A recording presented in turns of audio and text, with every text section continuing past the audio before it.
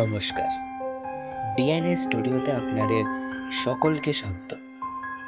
আজ আপনাদের জন্য ডিএনএ স্টুডিওর প্রযোজনায় বিশেষ গল্প সৈয়দ মুস্তাফা সিরাজের লেখা হরির হোটেল। সৈয়দ মুস্তাফা সিরাজের জন্ম 14ই অক্টোবর 1930 খ্রিস্টাব্দে। তিনি ছিলেন একজন বিশিষ্ট ভারতীয় বাঙালি লেখক। 1994 সালে তিনি তার অলীক মানুষ উপন্যাসের জন্য সাহিত্য একাডেমি পুরস্কার লাভ করেন, যা তার সবচেয়ে প্রশংসিত কাজ হিসেবেও বিবেচিত হয়। 2005 সালে চলচ্চিত্র পরিচালক অঞ্জন দাস তার রানীঘাটের বৃত্তান্ত ছোট গল্প অবলম্বনে ফালতু ছবিটি নির্মাণ করেন। তিনি প্রায় 150টি উপন্যাস এবং 300টি ছোট গল্প রচনা করেছেন। তিনি গোয়েন্দা চরিত্র কর্নেল নীলাদ্রি সরকারের জন্য স্রষ্টা পেয়েছেন। শুরু করা যাক আজকের আমাদের গল্প হরির হোটেল।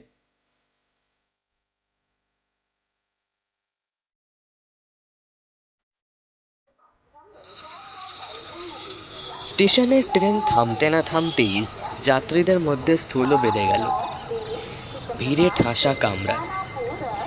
পিছন থেকে প্রচণ্ড চাপও টের পাচ্ছিলাম। তারপর দেখলুম কেউ কেউ আমার কাঁধের ওপর দিয়ে কসরত দেখিয়ে সামনে চলে যাচ্ছে। সেই সঙ্গে চেঁচামেচিও চলছে। অবশেষে ঠেলা খেতে খেতে যখন প্ল্যাটফর্মে পড়লাম, তখন আমার উপর দিয়ে অসংখ্য জুতো পরা পা ছুটে যাচ্ছে। অনেক চেষ্টার পর উঠে দাঁড়িয়ে দেখি অন্য সব কামরা থেকেও মানুষজন বেরিয়ে স্টেশনের গেটের দিকে ছুটে চলেছে। রাগ করে লাভ নেই, কার ওপরই বা রাগ করব। নিমেষে প্ল্যাটফর্ম নির্জন নিঝুম হয়ে গেল। কাঁধের ব্যাগ আর পোশাক ঝেড়ে ঝরে রুমালে মুখ মুছলাম। ট্রেনটা হুইসেল বাজিয়ে আস্তে সুস্থে চলে গেল।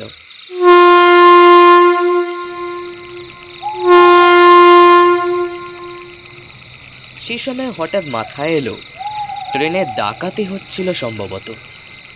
তাই অত যাত্রী প্রাণ ভয়ে ট্রেন থেকে ঝাঁপিয়ে পড়ে পালিয়ে গেল। এতক্ষণে ভয় পেলুম। রাত 8টা বাজে। প্ল্যাটফর্মে আর স্টেশন ঘরে আলো জ্বলছে। গেটে মানুষজন নেই। সেখানে গিয়ে একটু দাঁড়ালাম। ডাকাতরা ট্রেন থেকে নেমে স্টেশন ঘরে ঢুকে হামলা করছে কিনা তা দেখবার জন্য উঁকি মারলাম। না, স্টেশন ঘরে উর্দিপ্রা এক ভদ্রলোক চেয়ারে বসে চোখ বুজে ঘুমাচ্ছিলেন। তাকে বললুম, একটা কথা জিজ্ঞেস করতে পারি? তিনি চোখ না খুলেই বললেন, পারেন, তবে আপনার বরাতে হরির হোটেল আছে। অবাক হয়ে বললাম, হরির হোটেল মানে?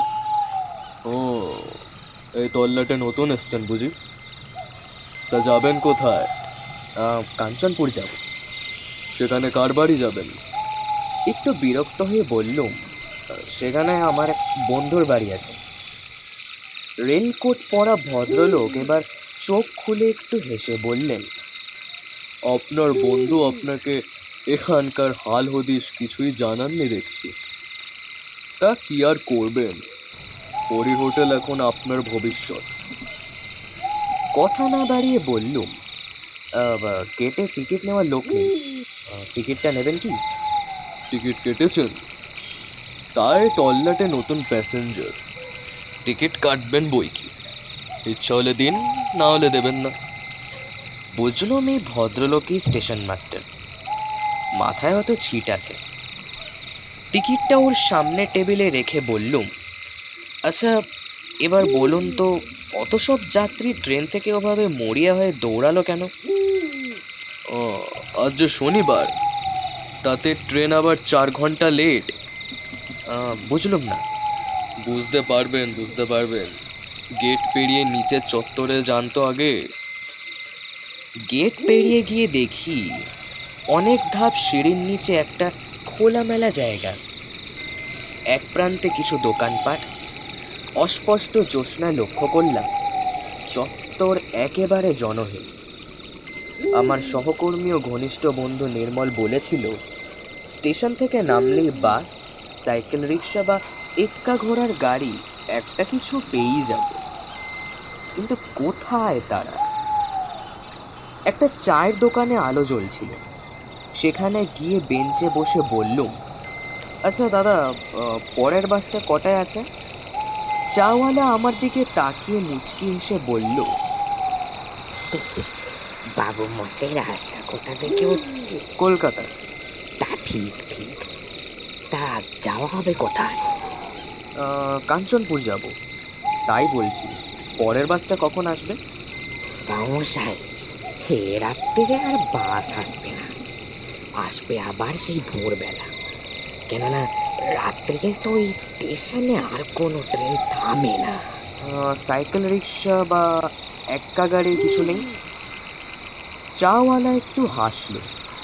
আগে না, খামোখা কেন রাত্রিবেলা ওরা আসবে বাবু মশাই? আপনি বড় ভুল করেছেন। আসবার সময় হয়তো দেখেননি, সোনাগাঁওয়ের জংশনে হঠাৎ ট্রেনের কামরায় বেজার ভিড় হয়েছিল। তুমি ঠিকই বলেছ, কামরা একেবারেই ফাঁকা ছিল। হঠাৎ এই জাংশনে ভিড়ের চাপে কোণঠাসা হয়ে গিয়েছিল। ব্যাপারটা হলো, এই তল্লাটের অসংখ্য লোক সোনাগড়ে কলকারখানায় চাকরি করে। তারা প্রতি শনিবার বাড়ি ফেরে, রোববারটা কাটিয়ে আবার সোমবার সোনাগড় যায়। আপনি যদি ট্রেন থেকে নেমে ওদের সঙ্গে দৌড়ে আসতে পারতেন, তাহলে হয়তো বাসে বা সাইকেল রিক্সা নয়তো এক্কা গাড়িতে ঢুকে যেতে পারতেন। হ্যাঁ, সহজে পারতেন না, একটু কসরত করতে হয়তো এই যা। এবার ব্যাপারটা বুঝতে পারলাম। নির্মলের ওপর একটু রাগও হলো। এই ব্যাপারটা আমাকে তার খুলে বলা উচিত ছিল, কিন্তু আর রাগ করে লাভ নেই। তাছাড়া নির্মলের মেয়ের অন্নপ্রাশন কাল রবিবার। আমি কবে যাব নির্দিষ্ট করে তাকে বলিনি, শুধু বলেছিলাম, নিশ্চয়ই যাব, শনিবার পর্যন্ত অপেক্ষা করিস। বললুম, আচ্ছা, এক কাপ চায়ের ব্যবস্থা করা যায়? চাওয়ালা গম্ভীর মুখে মাথা নাড়ল। বাবু মশাই, উনুনে আমার রাতের রান্না শেষ করে জল ঢেলে দিয়েছি, আর চা করার কোনো উপায় নাই। আচ্ছা, স্টেশন মাস্টার বলেছিল এখানে হরির হোটেল আছে, তাই হরির হোটেলটা কোথায়? লোকটা যেন চমকে উঠল হরির হোটেলের নাম শুনে। এর আগে কখনো হরির হোটেলে খেয়েছিলেন নাকি? না, আমি এই প্রথম এখানে আসছি। হরির হোটেলটা ওনার মুখে শুনলাম, তাই বললুম। ও, তো হরির হোটেলে যখন যাওয়ার ইচ্ছা তখন যান, তবে একটু দেখে শুনে যাবেন। বলে চাওয়ালা আমার মুখের সামনে দোকানের ঝাপটা ফেলে দিল। এখানে দেখছি সবই অদ্ভুত, লোকজন অদ্ভুত। হরির হোটেলে যেতে দেখে শুনে যাব কেন? কিছুই বুঝতে পারলাম না আমি। এতক্ষণে চাঁদ আরও উজ্জ্বল হয়েছে, সব দোকানপাট বন্ধ, শুধু শেষ দিকটায় আলো জ্বলছে।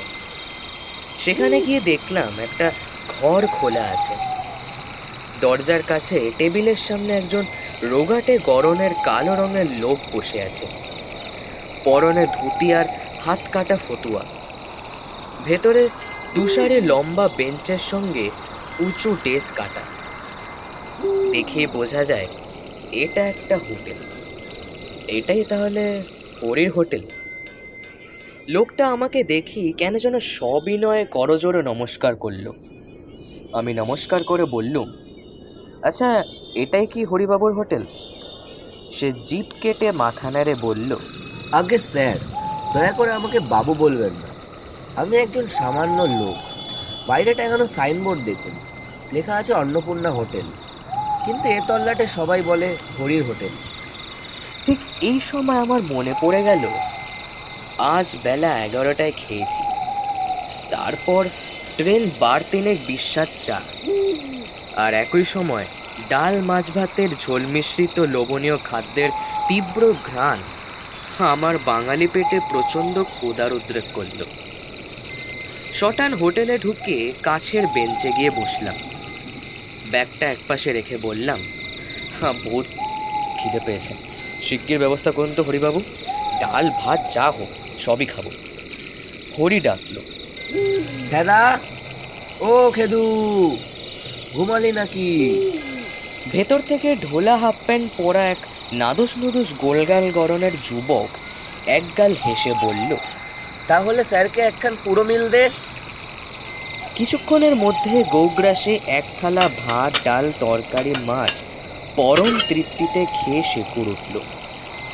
হাত মুখ ধুয়ে এবং মুখ মুছে বললুম, অপূর্ব, খাসা আপনার হোটেলের রান্না, খেয়ে এমন তৃপ্তি পাইনি জীবনে। হরি বললেন, অথচ ব্যাটার ছেলেরা আমার হোটেলের বদনাম ঘটায়। কি আর বলবো স্যার, আমার নামে থানায় পুলিশের কাছে নালিশ পর্যন্ত করেছিল। যাক গেছে সব কথা, আপনি আমার অতিথি, আপনার কাছে দাম নেব না। কিছুতেই হরি মিলের দামটা নিল না। অবশেষে বললুম, আচ্ছা বেশ, তাহলে আমাকে রাত্রে থাকার একটা ঘর ভাড়া দিতে পারবেন? ঘর তো নেই স্যার, আমার হোটেলে শুধু খাওয়ার হোটেল, এখানে থাকার ব্যবস্থা নেই। আমি আর খাদা উপরের ঘরে রাত্রির কাটাই, নিচে কি থাকার জো আছে? নানা উপদ্রবের চোটে অস্থির হতে হবে। কিসের উপদ্রব? আমি এই বেঞ্চে শুয়ে রাত কাটাতে পারবো, কোনো উপদ্রব গ্রাহ্য করি না আমি। আপনার মাথা খারাপ?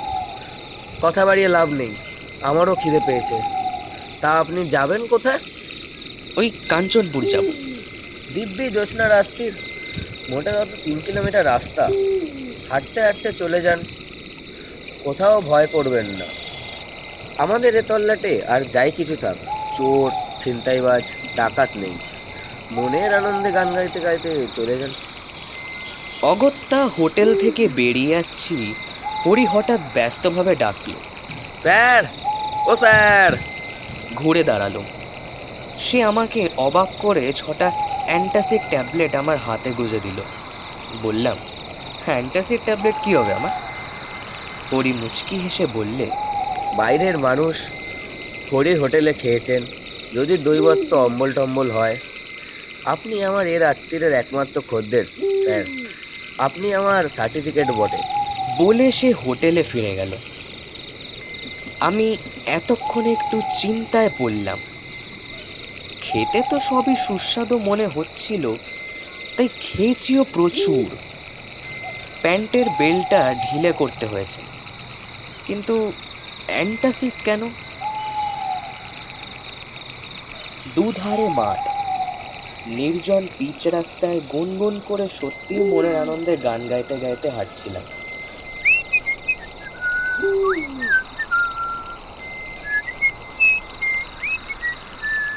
জ্যোৎস্নার চারিদিক বেশ স্পষ্ট। কিছু দূর চলার পর মনে হলো পেট বেজায় ওজনদার হয়ে উঠেছে। তখন 2টা অ্যান্টাসিড ট্যাবলেট মুখে পড়ে চুষতে থাকলাম। আরও কিছু দূর হাঁটার পর পেটের ওজনটা খানিকটা কমল। সে সময় নেহাত খেয়াল বসি একবার পিছু ফিরে দেখি, আমার পিছনে কেউ হেঁটে আসছে। একজন সঙ্গী পাওয়া গেল ভেবে দাঁড়িয়ে গেলাম। অমনি সেই লোকটিও দাঁড়িয়ে গেল। বললাম, কে? কোনো সাড়া এলো না। একটু ভয় করতে শুরু করলাম। ছিনতাইবাজ বা ডাকাত নয় তো। চলার গতিটা আরো বাড়ালাম। তারপর এক অদ্ভুত ঘটনা লক্ষ্য করলাম। যতবার পিছনে তাকাচ্ছি দেখছি জ্যোৎস্নায় কালো রঙের মূর্তির সংখ্যা বেড়েই চলেছে। রাস্তার দুপাশের মাঠ থেকে 1-2জন করে আরো লোক এসে সেই ছায়া মিছিলকে বাড়িয়ে তুলছে। অবশেষে ঘুরে দাঁড়িয়ে চেঁচামেচি করে বললুম, তোমরা যেই হও, আমার কাছে ডাকাতি করার কোনো মালকড়ি নেই। বন্ধুর মেয়ের অন্নপ্রাশনে উপহার দিতে কিছু পুতুল আর জামা কিনছি। নগদ টাকা করে যা আছে তা তোমাদের কেড়ে নিয়ে ভাগাভাগি করলেও প্রত্যেকটা একটা আধুলের বেশি পাবে না। কাজেই তোমরা কেটে পড়ো। আশ্চর্য ব্যাপার, কালো কালো মানুষের দল স্থির হয়ে দাঁড়িয়ে আছে। তারপর আবার কিছুটা হেঁটে গিয়ে ঘুরে দেখি তারা সমান দূরত্বে আমাকে অনুসরণ করছে। এরা কারা? অজানা ত্রাসে শিউরে উঠলাম। সাহস দেখিয়ে খুব চেঁচিয়ে বললুম, সাবধান, আমার কাছে কিন্তু রিভলভার আছে। আমি কিন্তু পুলিশের লোক, গুলি করে মুন্ডু উড়িয়ে দেবো বলে দিলাম। কিন্তু ওই হুমকিতেও কাজ হলো না। আমি যত দ্রুত হাঁটছি, তারা একই দূরত্বে নিঃশব্দে হেঁটে আসছে আমার পিছনে। আমি থমকে দাঁড়ালে তারাও দাঁড়িয়ে পড়ছে। এই অদ্ভুত মায়াকালো মিছিল পিছন নিয়ে হেঁটে চলা সহজ ছিল না। আমার গলায় তৃষ্ণায় শুকিয়ে গেছে, সঙ্গে জলের বোতলও নেই, এমনকি একটা টর্চও আনিনি। আতঙ্কে দিশেহারা হয়ে আমি দৌড়াতে শুরু করলাম। দৌড়াতে দৌড়াতে যতবার পিছু ফিরে তাকাচ্ছি, সে বিভীষিকা আমাকে অনুসরণ করে চলেছে। কিছুক্ষণ পরে সামনে ঘন কালো গাছপালার ফাঁকে রাস্তার ধারে একটা মন্দির দেখতে পেয়ে প্রাণ এলো আমার। মন্দিরের উঁচু খোলা চত্বরে কারা যেন বসে কথা বলছিল। আমি দৌড়ে গিয়ে সেখানে দাঁড়াতেই লোকগুলো হইচই করে উঠল। কে? কে? হাঁপাতে হাঁপাতে বললুম, আমি আমি কে? আগে আমি কলকাতা থেকে আসছি, যাব কাঞ্চনপুর। বাস ফেল করে বড় বিপদে পড়েছি। একজন বলল। তা তো বিপদটা কি? একদল কালো কালো লোক আমাকে ফলো করে আসছে। সর্বনাশ, আপনি কি হরির হোটেলে খেয়েছিলেন নাকি? খেয়েছি, বড্ড খিদে পেয়েছিল। অমনি আবার হইচই পড়ে গেল। ওরে, এ হরির হোটেলে খেয়েছে রে, কি সর্বনাশ! আবার একা নয়, সঙ্গে হরির হোটেলে খাওয়া পুরো দলকে নিয়ে এসেছে। এইসব বলতে বলতে লোকগুলো মন্দিরের পিছনে কোথায় যেন উধাও হয়ে গেল। তারপর গ্রামের কুকুরগুলো ডাকতে লাগলো। আমি আবার কি করব ভাবছি, সে সময় দেখলাম উঁচু চত্বরের পাশে একজন লোক দাঁড়িয়ে আছে। বললুম, দেখুন তো মশাই, কি অদ্ভুত ব্যাপার। বিপদে পড়ে এখানে ছুটে এলাম, অথচ ওরা এমন করে পালিয়ে গেলেন। লোকটি খিকখিক করে হেসে বললে, পালাবাড়ি তো কথা। তা আপনি হরির হোটেলে খেয়েছিলেন নাকি? হরির হোটেলে খেলে কি হয়? যে খায় সে বেদ বমি করে টসে যায়, বুঝলেন তো? আমি কিন্তু টেসে যাইনি। হরিবাবু আমাকে অ্যান্টাসিড দিয়েছেন, সে দুটো খেয়েছি। টোতে কাজ হয় না মশাই। এখনো আপনার পেটে হরির হোটেলের ভাত তো আছে, তারই গন্ধে যত গন্ডগোল বেঁধেছে। কারা আপনাকে ফলো করছিল জানো? হ্যাঁ, ওই একজন দুজন করে অন্তত 30-40 জন হবে। জ্যোৎস্নায় সব কালো কালো মূর্তি। আপনার পিছনে যারা ছিল তারা সবাই হরির হোটেলে খেয়েই টসে গেছে। কথায় বলে স্বভাব যায় না বলে। হরির রান্নাটা যে সুস্বাদু, সেই লোভে পড়ে পেট পুড়ে খেলেই কেলেঙ্কারি। ওরাই বেদবমি করে টেসে গিয়েছে বটে, কিন্তু লোভটা তাদের যায়নি। আপনার পেট থেকে হরির সুস্বাদু রান্নার গন্ধ তারা টের পেয়েই ওরা আপনার পিছু নিয়েছে, বুঝলেন তো? বুঝলুম, কিন্তু আপনি দয়া করে আমাকে কাঞ্চনপুর পৌঁছে দিন। কাঞ্চনপুর আরও প্রায় 1 কিলোমিটার। সেখানে কাদের বাড়ি যাবেন? নির্মল সিংয়ের বাড়ি। ও, সিঙ্গি মশাইদের বাড়ি। চলুন, আমার বাড়িও ওই গ্রামে। তবে সাবধান, আপনি আগে আগে চলুন, আমি যাব আপনার পিছনে। কেন? আমাকে কি আপনি ভয় পাচ্ছেন? কিন্তু বলা যায় না। হরির হোটেলে এ পর্যন্ত যারা খেয়েছে সবাই ফেঁসে গেছে। আহ, বলছি তো আমার কিছু হয়নি। লোকটি খিকখিক করে হেসে বলল, টাটকা কেসে যাওয়া বডি তো, তাই প্রথম প্রথম কিছু টের পাওয়া যায় না। মনে হয় তো দিব্যি আমার বডিখানা আসতো, কিন্তু আত্মার ভ্রম। আসলে বডি কখন চিতায় পড়ে ছাই হয়ে গিয়েছে। কি অদ্ভুত ব্যাপার। মোটেও না। এমনও হতে পারে আপনার বডির স্মৃতি আপনাকে এখনো আস্ত রেখেছে। যাকগে, চলুন, পিছনে তাকাবেন না কিন্তু। আমিও তাকাবো না। কিছু দূর হেঁটে যাওয়ার পর বললাম, দেখুন, আপনার যেমন আমাকে ভয় করছে, তেমনি আমারও আপনাকে তেমনই ভয় করছে। কখন পিছন থেকে আপনি কি করে বসবেন ঘাড় মাটকে দেবো বলতে চাইছেন? আর কি, যা অবস্থা তাতে এবার ওটুকুই যা বাকি। বাজে কথা বলবেন না মানুষ, আপনি বড় অকৃতজ্ঞ মানুষ। লোকটি থমকে দাঁড়ালো। এই রে, এই রে, একেবারে ভুলে গেছিলাম, আমার জামার পাশ পকেটে একটা টর্চ আছে, দাঁড়া বের করা যাক। আগে আপনাকে ওই টর্চের আলোয় ভালো করে দেখিনি, তারপর এখনও কেউ পিছনে ফলো করছে কি না সেটা দেখা যাক। বলে সে টর্চ জেলে আমাকে খুঁটিয়ে দেখলো, তারপর ঘুরে দাঁড়িয়ে পিছনের দিকে টর্চের আলো ফেললো। কয়েক মুহূর্তের জন্য সেই আলোয় দেখলুম এক দঙ্গল আস্ত কঙ্কাল ছিটকে দুধারে গাছপালার মধ্যে লুকিয়ে পড়ল। আর লোকটাও সেই দৃশ্য দেখে প্রচণ্ড বেগে দৌড়ে কোথায় যেন উধাও হয়ে গেল।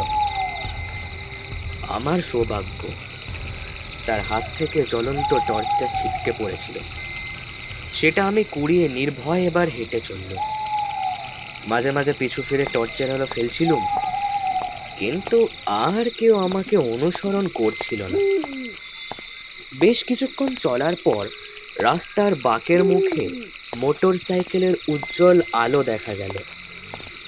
তারপর মোটর সাইকেলটা আমার কাছে এসে থেমে গেল। নির্মলে সাড়া পেল। যা ভেবেছিল, এতক্ষণ পর্যন্ত অপেক্ষা করে হঠাৎ মনে পড়ে গিয়েছিল, আজ তো শনিবার, পুটু কি অত ভিড়ের মধ্যে বাসে উঠতে পারবে? হ্যাঁ রে, হেঁটে আসতে কোনো অসুবিধা হয়নি তো? আয় ব্যাক সিটে বস, দোষটা আমারই, বুঝলি? মোটর সাইকেলের ব্যাক সিটে চুপচাপ উঠে বসলাম। যা ধকল গেছে, হ্যাঁ এখন আর কোনো কথা নয়। না, পরেও আর কোনো কথা হয়নি। এমনকি হরির হোটেলে খাওয়ার কথাও চেপে যাব। হরির দেওয়া অ্যান্টাসিডের ট্যাবলেট দেখিয়ে বলবো রাতে কিছু খাবো না, পেটের অবস্থা ভালো নেই। তাছাড়া আমি হরির হোটেলে খেয়ে এসেছি শুনলে নির্মল নির্ঘাত আমাকে ফেলে পালানোর চেষ্টা করবে। তার মানে মোটর সাইকেলের অ্যাক্সিডেন্ট এবং আমি নিজেই ভূত হয়ে যাব। সর্বনাশ।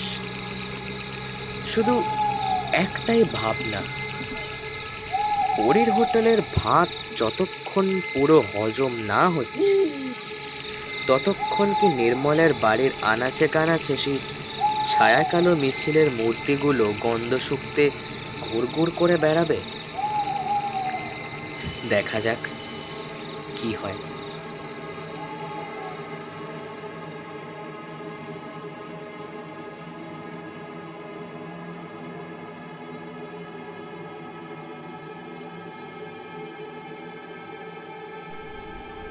শেষ হলো আজকে আমাদের গল্প।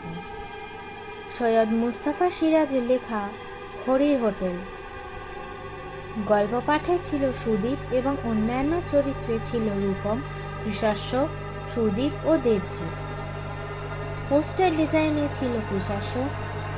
সাউন্ড মিক্সিংয়ে টিম ডিএনএ স্টুডিও। পরবর্তী গল্প নিয়ে আমরা ফিরে আসব শনিবার ঠিক রাত ৮টায়।